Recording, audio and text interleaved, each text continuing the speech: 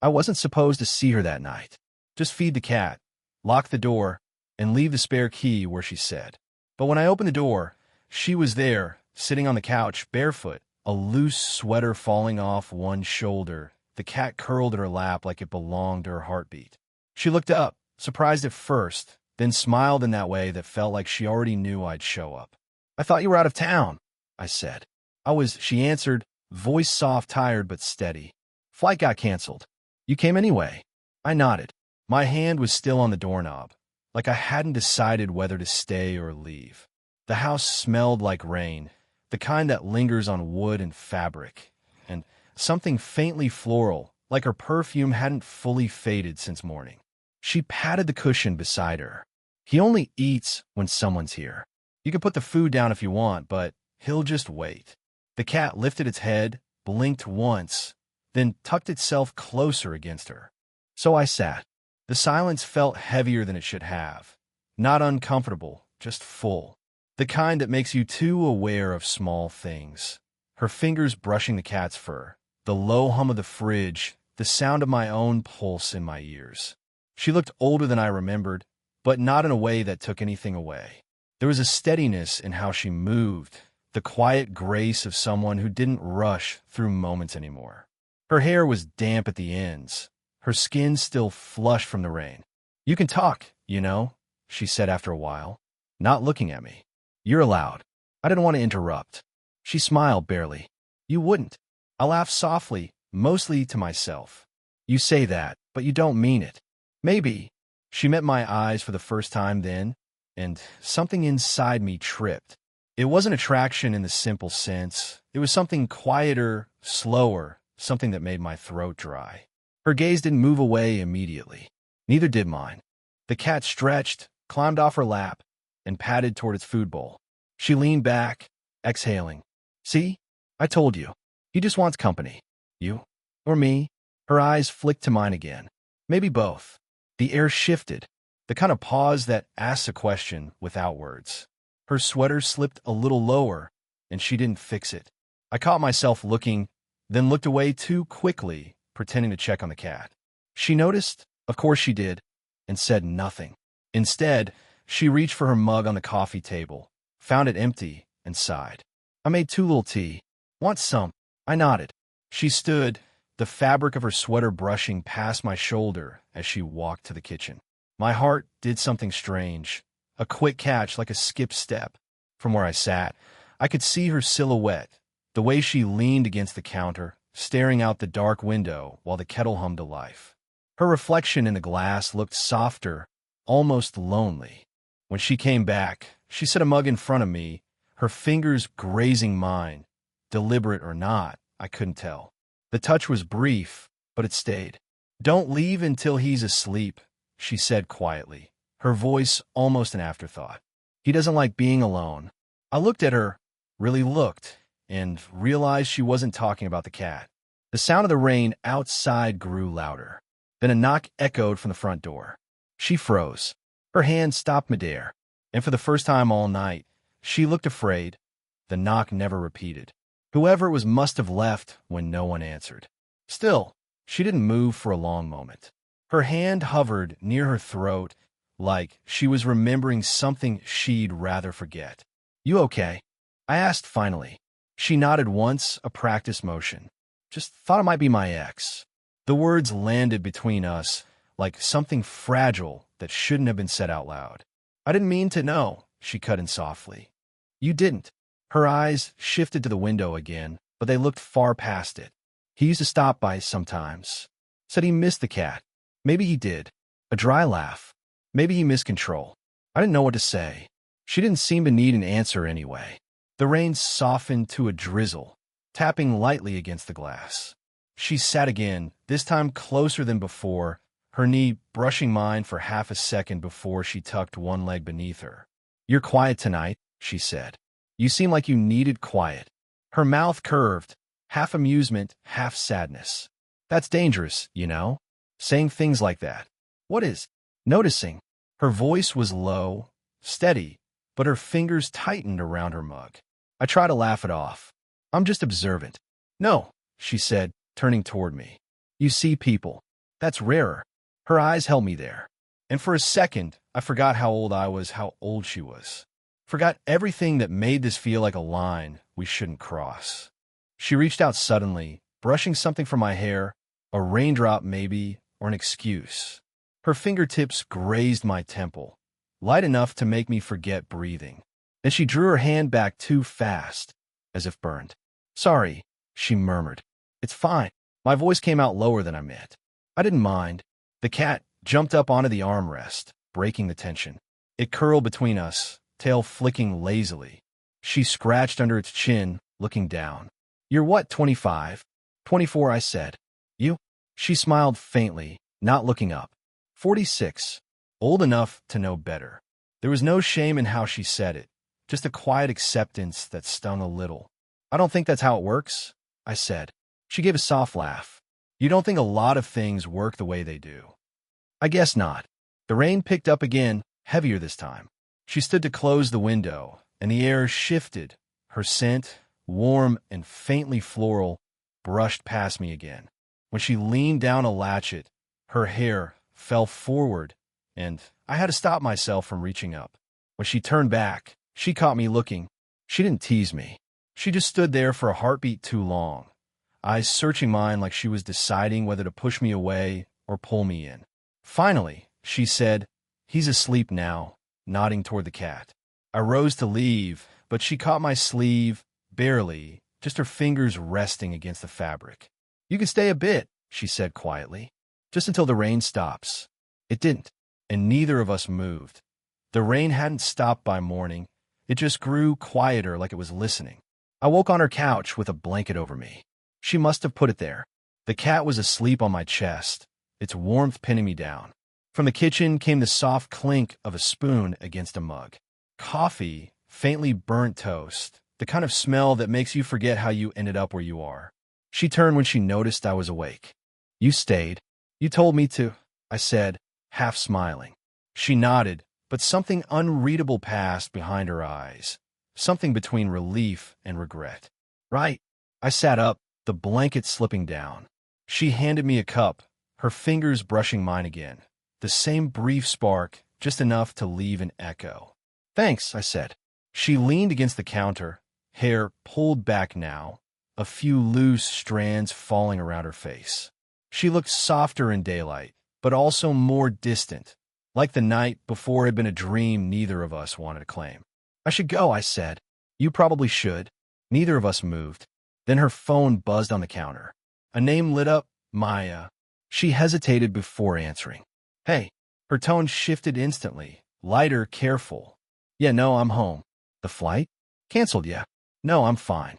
The cat's fine, too. She glanced at me mid-conversation, her expression tightening as she listened. No, no one's here. Just me. The words hit like a small, sharp thing, honest but not. When she hung up, she stared at the counter for a long moment before saying, That was my friend. She lives next door. She worries. About what? About me being alone. About what people might think. Her voice trailed off. The rain tapped harder against the window again. I stepped closer, not thinking, just reacting to the way she looked so suddenly small. You don't have to explain. She looked up, startled by how close I was. I should. You're too young to get tangled in someone else's mess. I don't feel tangled. Her breath caught. A soft sound, quick and quiet. She turned slightly, her shoulder brushing my chest as she reached for the sink, pretending to rinse her cup though the water ran empty. You say that now, she murmured. I wanted to tell her I meant it, that I wasn't afraid of how this looked, that I didn't care about age or neighbors or what stories people might tell. But I didn't say any of that. I just stood there, the space between us thinning until every breath felt shared. Her hand trembled when she set the mug down. She turned toward me, just enough that her face was inches away. The cat meowed suddenly, breaking the stillness. She flinched back. I did too. Then, almost laughing, she whispered, He always knows. Knows what? I asked, voice low. She hesitated, eyes flicking from my mouth to my eyes, then away. When something's about to happen. The kettle clicked off in the background. Neither of us moved to make the tea. Her hand found my arm, maybe to steady herself, maybe to stop me. Either way, it stayed. And even though nothing happened, everything did. The next time I came by, it wasn't to feed the cat. She had texted me. He hasn't been eating again. Could you check on him? No mention of her being home or not. But when I opened the door, she was there again, sitting on the floor beside the couch, the cat purring against her knees, a half-empty glass of wine by her hand. She looked up, her eyes a little glassy. You came. You asked me to. Yeah, she said quiet. I did. The room was dim except for a single lamp, the kind that turns everything gold. It made her skin glow, made her hair fall in soft shadows over her face. She wasn't trying to look beautiful. She just was in that effortless, careless way that happens when people stop pretending. I knelt down beside her. Is he eating? Not much. Her voice cracked on the words, just slightly, and before I could stop myself, I reached out, brushing a loose strand of hair from her face. My fingers barely touched her skin. She froze. Then she closed her eyes, just for a moment, like she'd been waiting for something to break. You shouldn't do that, she whispered. Do what? Touch me like that. Like it means something. I swallowed hard. It does. Her eyes opened, sharp, uncertain, a mix of every emotion she'd tried to keep buried. You don't know what you're saying. Then tell me. She stood abruptly, stepping back, her arms crossed like she needed to hold herself together. You're 24, and she shook her head. You still believe things can be simple. That wanting something makes it right. Maybe it doesn't, I said, standing too, closing the space between us, but it's real. Her breath caught again, visible in the dim light. Real doesn't mean safe. I took another step. Neither does pretending. Something flickered in her eyes, anger, desire, guilt, all wrapped together. You think this is easy for me? No, I said. I think you're scared. She exhaled sharply, almost a laugh, almost a sob. You sound just like him. That stopped me. Ooh, my ex. He used to say that when I tried to leave, that I was scared of being alone. She pressed her palms to her temples, then dropped them. But you're not him, she said, softer now. You just don't know the mess I am. I don't need to, I said. I'm already here. The air between us tightened. Neither of us blinked. She stepped forward, close enough that her shoulder brushed my chest.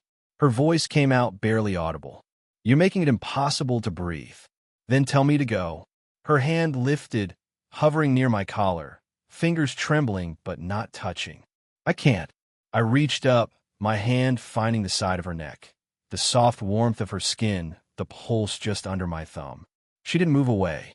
Say it, I whispered. She looked at me like she might, like the word stay was right there on her tongue.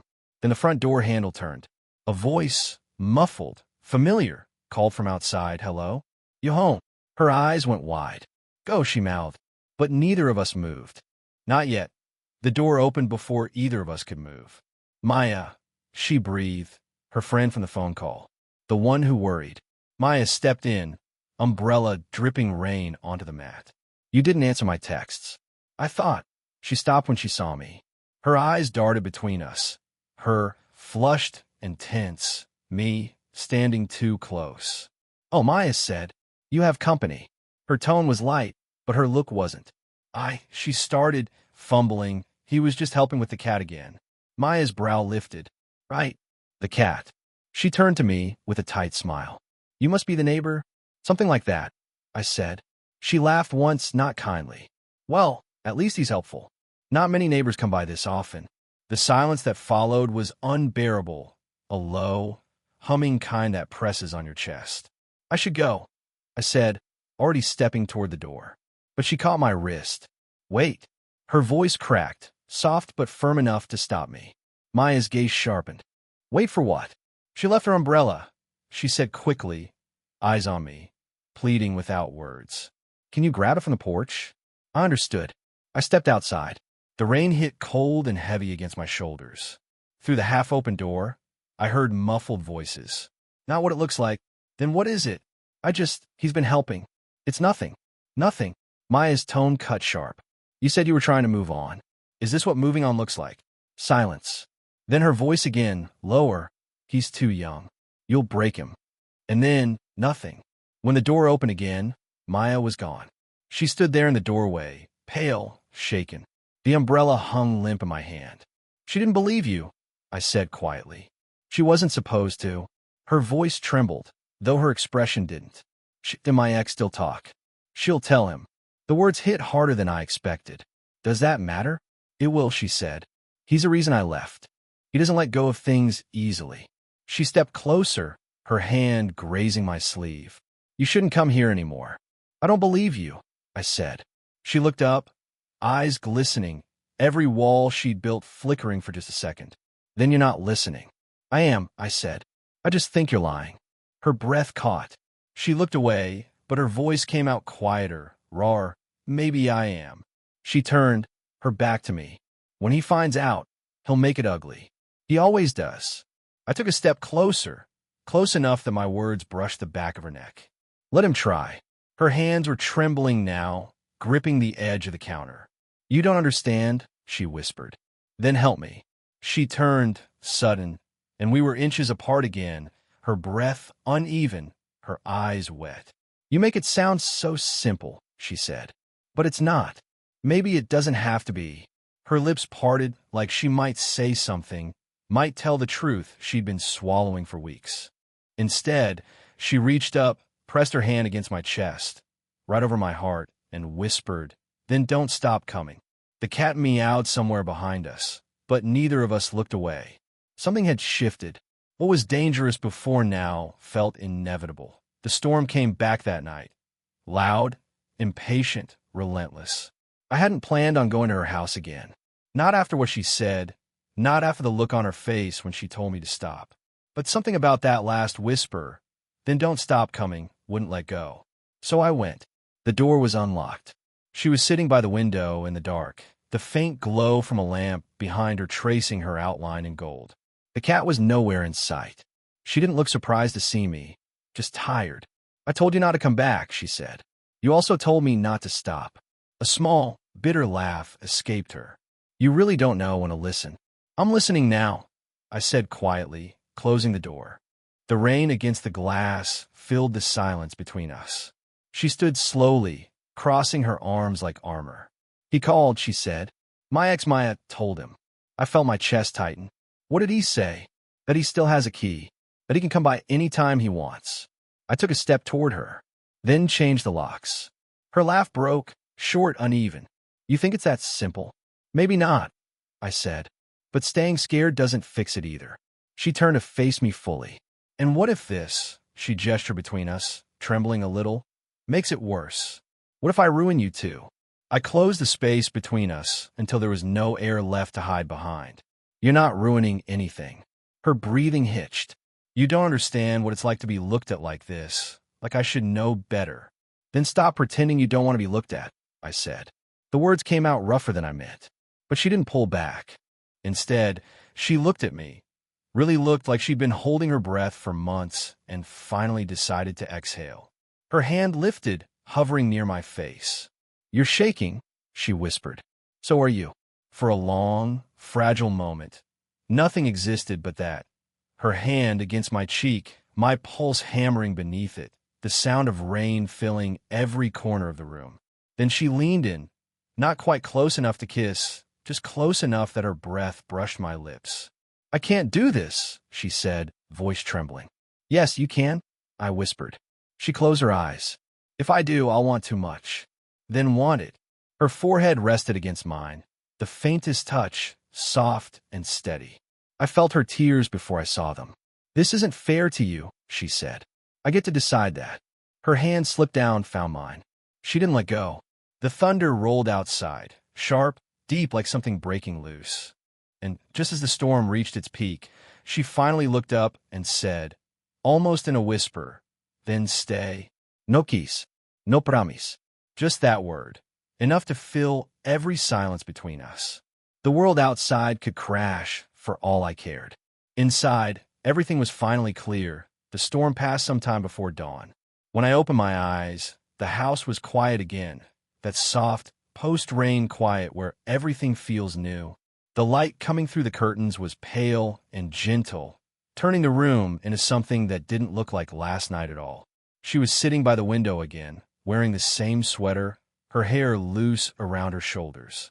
The cat slept in her lap, purring softly. For a second, I just watched her. The calm, the stillness. How different she looked when she wasn't bracing for something. "You're awake," she said without turning. "Barely." She smiled faintly. "You snore." "I do not." Then it must have been the thunder. Her tone was lighter, but underneath it was something new. Not fear this time, not guilt. Just a kind of quiet peace. I sat up, the blanket falling from my shoulders. "Did he call again?" "No." She looked out at the street. "I think he finally got the message." The relief in her voice wasn't loud. It was subtle, the kind that settles into someone who's been tense for too long. "I changed the locks this morning," she said. "Maya helped." "That's good." She nodded, still looking outside. "She told me I should tell you not to come here anymore." I waited. "And are you going to?" She finally turned toward me. "No." The air between us softened then. The tension that had always lived in our pauses, our almost, had thinned into something gentler. I stood, walked over, and sat across from her on the floor. The cat opened one eye, then went back to sleep. "I don't know what this is yet," she said quietly. "I just know I don't want to keep pretending it isn't anything." I reached out, my fingers brushing the back of her hand. "We don't have to name it." Her hand turned under mine, our fingers fitting together easily, naturally, like they'd been trying to find that shape for a while. "I'm still older," she said, smiling a little. "I noticed. It's going to be complicated. Probably. And people will talk. Let them." She shook her head, half amused, half in disbelief. "You make everything sound simple." "Not simple," I said. "Just worth it." Her eyes softened. That same look from the first night, when everything was uncertain and quiet and full of questions. Only now, the questions didn't hurt. She leaned closer, her forehead resting lightly against mine. No rush, no fear. Just closeness, the kind that doesn't need to prove itself. We stayed like that for a while, the rain smell still in the air, the cat's steady breathing between us, our hands still tangled. When she finally spoke, it was barely above a whisper. "Stay until it's asleep," she said again, smiling at her own words. I smiled back. "I think it's us this time." Outside, the clouds were breaking open to morning. Inside, nothing needed fixing anymore. Did you enjoy the story? What kind of stories would you like to hear next?